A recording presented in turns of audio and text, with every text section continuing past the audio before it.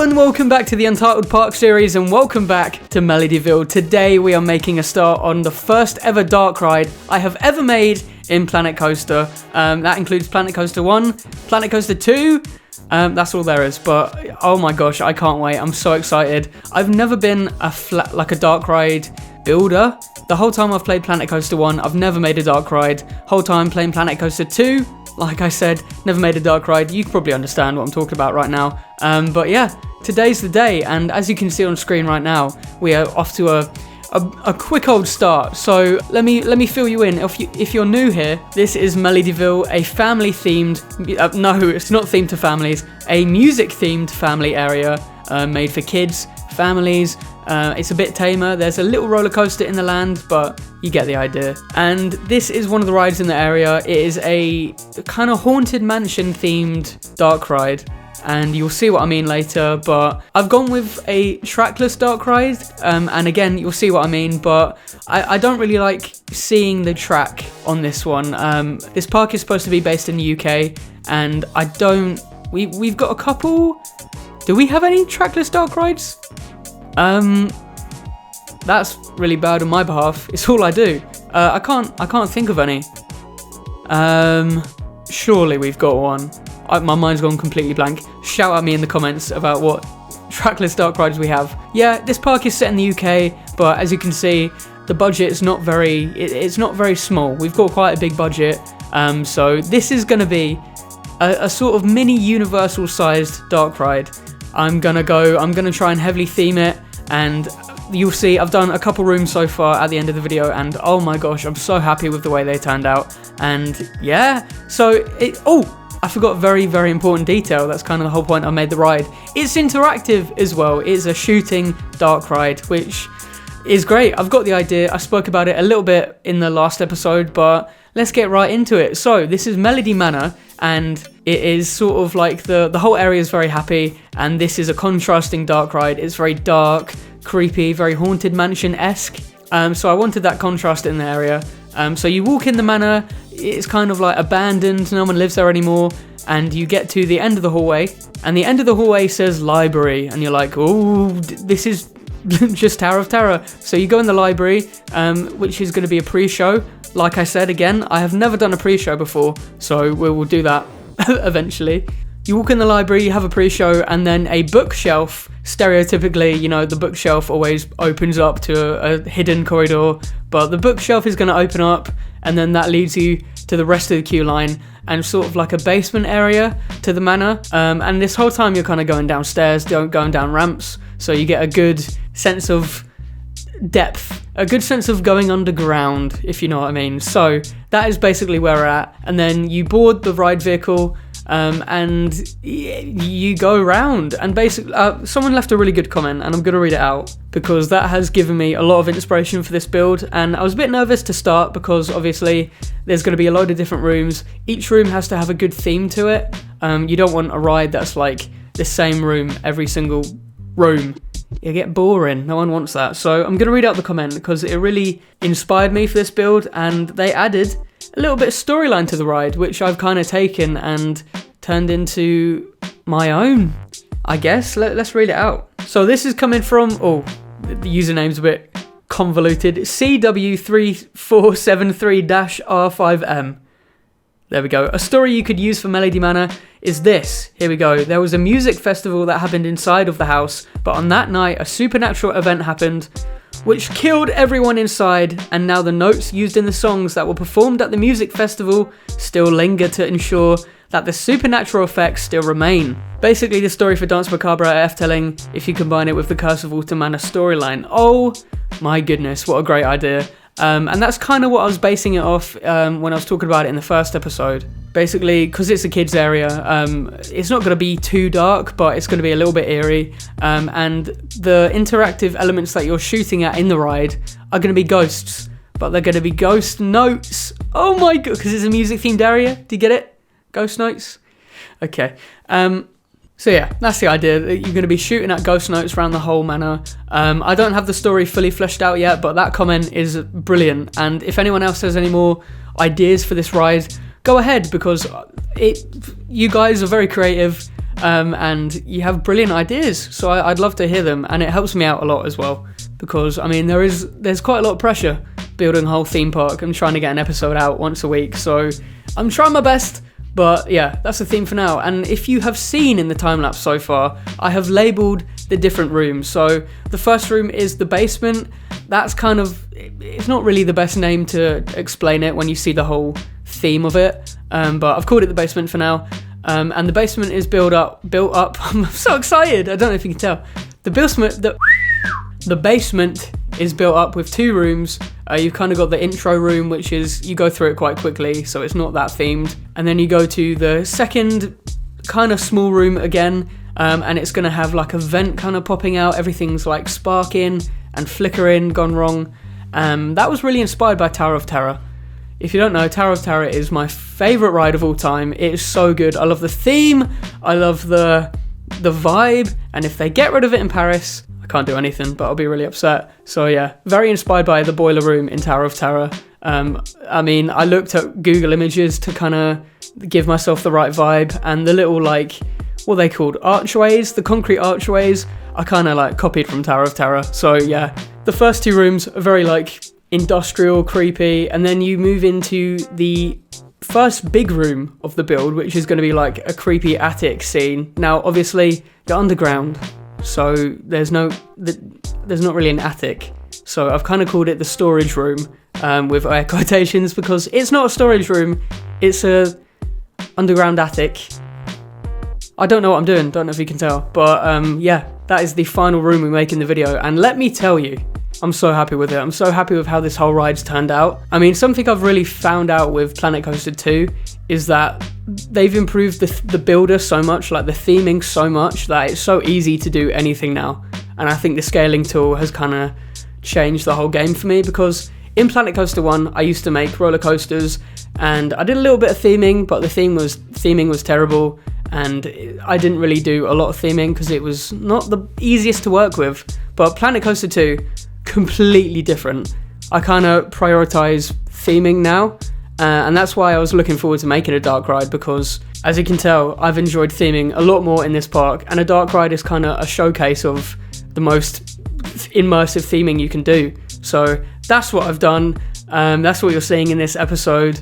Sorry if you're listening to this and you're thinking, what is he talking about? Because I'm so excited to talk about this. I think I've answered 3 different points and not talked about any of them. So the other scenes on the ride that I'm going to include is there's going to be a vortex scene. If you're from the UK, you know what I'm talking about. There's like a vortex scene in every dark ride. It's basically a straight tunnel that you go down, but the tunnel is rotating around you, and it makes you feel like you're flipping upside down. It's weird, but I feel like this park is based in the UK. It's a family area. It's quite friendly. It's quite fun to be in a vortex. So I'm going to do that. I don't know what I'm going to theme it to yet, but something creepy. And then you're going to move, the final like finale scene is going to be the main stage. Basically this whole time you're on the ride, it's kind of leading up to this main stage, and that's the bit where you loop around a couple times, and because it's a trackless dark ride, you won't be able to see the track, obviously. So yeah, I think that final scene is going to be really cool. There's going to be like seats, there's going to be a big screen, there's going to be a big stage, lights flashing everywhere, targets sliding up and down. I'm so excited to show it, but we haven't got to it yet, so you're gonna have to wait a little bit longer, I'm afraid. But yeah, I've always wanted to, this is very weird, but I've always wanted to build a stage in Planet Coaster 2 and in Planet Coaster 1. Actually, before the Planet Coaster 2 came out, I was building like a concert stage, and it was going really well because the lighting, they had like moving stage lights in Planet Coaster 1. I think it was part of like the Studios pack, and they worked very efficiently, and they're not in Planet Coaster 2, unfortunately, so I've kind of held back on doing that. But anyway, that's the plan for the whole dark ride. That's what's happening at the moment. Very Tower of Terror themed. The third room is very Curse at Walter Manor themed, and yeah, it's coming along very well. This whole like time lapse was taking me about 2 days on and off, I think, which is quite a lot of time for a dark ride. But if you know me and you know my time lapses, I take a lot of time doing unnecessary details. It's like a pipe on the screen. If it looks a little bit off-centered, I'm gonna do all I can to get it in the center, but I don't know, I kind of feel like it just satisfies me. This whole game is supposed to be satisfying. And yeah, that's where we're at, really. I'm very excited to see what you think as my first dark ride. Let me know what you think of the theme. I love making like dark and creepy rides in Planet Coaster 2. It's my favourite theme. If Merlin hired me, I'd be great, because all I do is make creepy rides. And yeah, I love it. I'm so excited to show you how it ends. I'm excited to see how it ends as well. But anyway, I hope you can tell I'm very excited about this build process and this ride by that very overexcited voiceover. Anyway, moving on to some big news for not just the UK, but for the whole world. Universal Great Britain has been well, I forgot the word. Has been approved for planning application, and oh my gosh, it doesn't feel real.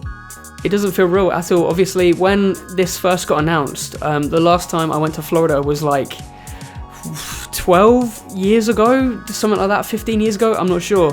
But if you've seen recently on the channel, me and Holly went to Florida about 3 months ago, and Universal just blew me away more than ever, especially Epic Universe opening year. It was my first time at Epic Universe. I avoided all spoilers, and it was just one of the best days of my life. It sounds goofy, I don't care. It was so good. That park absolutely blew me away. Super Nintendo World, I know you've heard me talk about this quite a lot, but yeah, it's just the best theme park I've ever been to in the world. The best day I've ever had in the world. And yeah, I loved it. So even if we get a little slither of Epic Universe in the UK, I know it's a studios park, so it's going to be a little bit more toned down theme-wise, I'm guessing. But either way, to have a Universal park in the UK is something I never thought we'd have. When the whole like London resort thing was kicking off, the UK's Disneyland, I thought this is going to be great. And I don't know if anyone remembers, but when the London resort was actually like, it was getting properly backed and like planned, I went to like an online consultation. They did like a live talk about all the job opportunities and like how it's going to affect the economy, stuff like that, to try and get everyone on board with the London resort. And I remember it was like lockdown, I was watching it sitting on my computer, and I thought, yeah, there's no way this is not going to go ahead. And it fell flat. So yeah, that was fun. But yeah, after the news that Universal was possibly coming, I thought it probably is not going to happen again.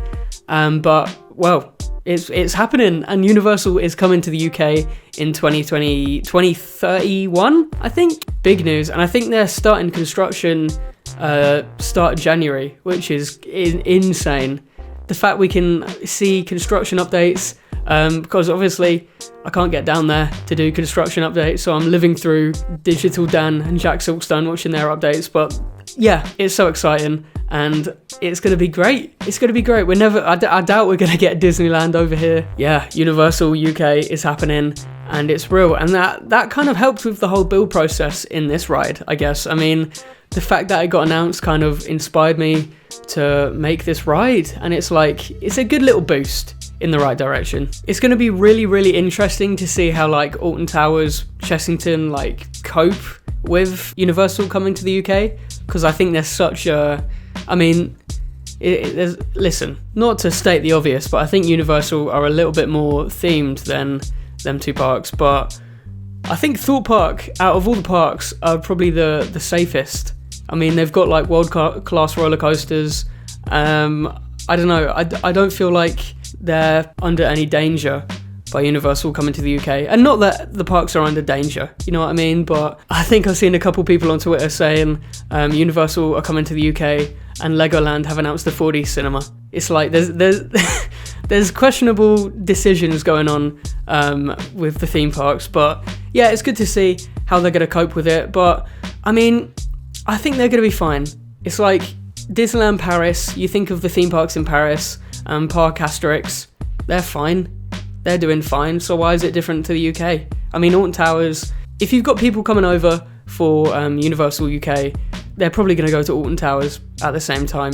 Let's be honest, if they're coming from America, they're going to be like, oh, only an hour away, let's go to Alton Towers. I actually don't know how far it is away from Alton Towers. Let's find out live for you. All right, Bedford.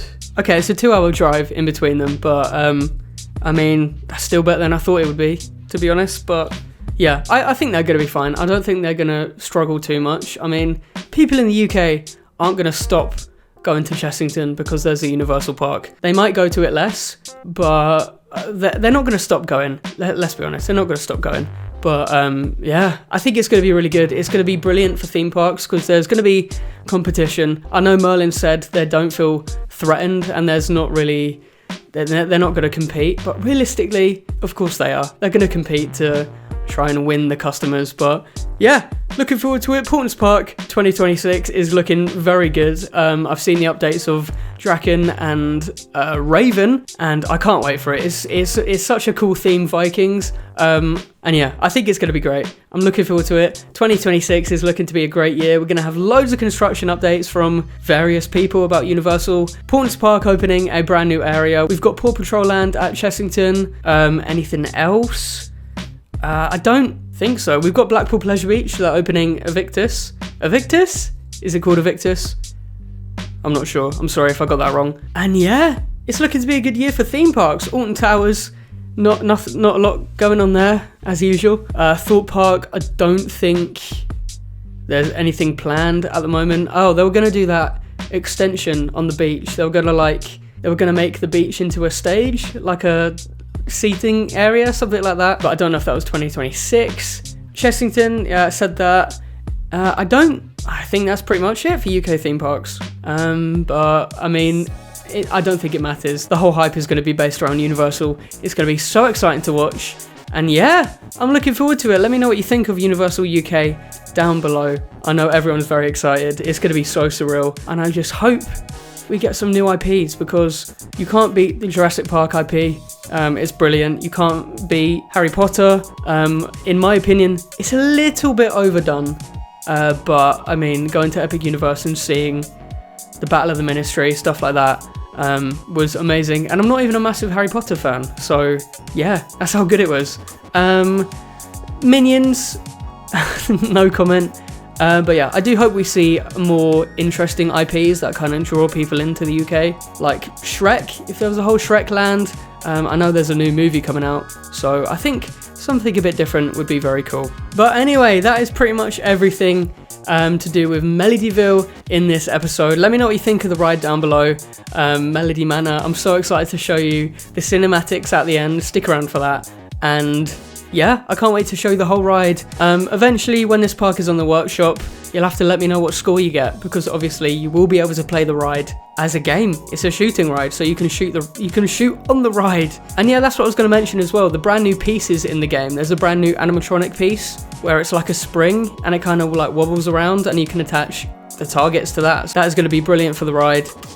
So yeah, what I'm doing at the moment is I'm kind of putting all the scenery in, and then I'm going to go through afterwards and put all the little characters that you can shoot at, put the targets in.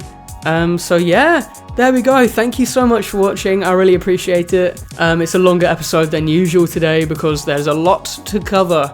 But yeah, thank you very much. Leave a comment down below. Anything. Tell me what you had for lunch, I guess. Thank you for watching, and I will see you in the next episode. Enjoy the cinematics.